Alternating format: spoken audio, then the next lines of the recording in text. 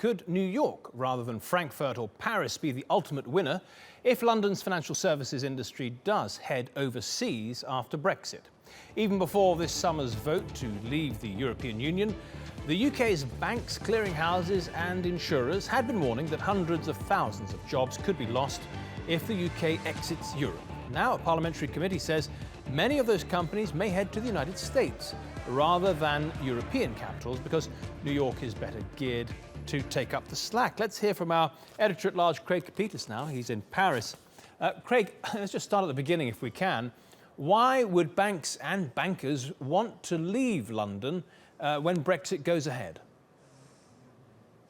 Well, they're not going to be allowed to do any euro clearing. That means trading in euro-denominated securities. They've got to get out of Dodge. They have to go someplace where they can do it.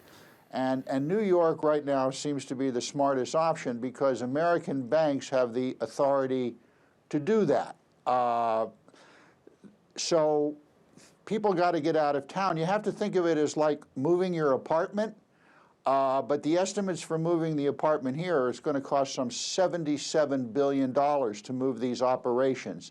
It's known as passporting. That's the expression that the financial community uses to describe this. Are there other reasons as well, Craig? I mean, formerly you were telling me that the taxes and so on in France would be difficult and onerous, and of course there's linguistic barriers and so on.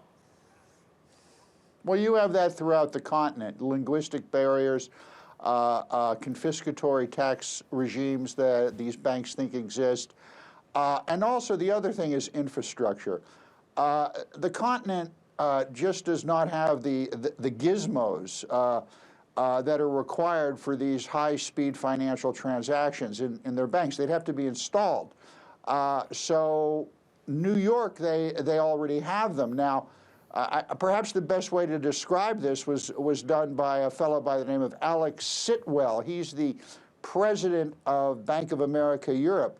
And he compared moving this passport sector out of London. He said it was akin to transporting radioactive waste. It's extremely, extremely difficult. It involves approximately 1.1 million people. And right now, this sector accounts, according to the British government, about 7% of the country's economic output. So it's huge. Yeah, it is huge, yeah. Let me ask you, Craig, are there any circumstances under which London could retain all these banks, insurers, etc.? Well, I don't think so at this point.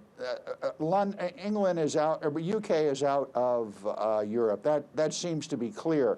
And for those people who are feeling good about Brexit, take a hard look at this, because Brexit, you know, it's like looking on the bright side of an asteroid hurtling toward Earth. You know, when you've quit looking on the bright side, that asteroid is still coming at you. And this financial service sector problem is really the big asteroid that's going to hit the UK, because they're just going to be blown out of the financial markets and lose their ranking as the epicenter of finance in Europe.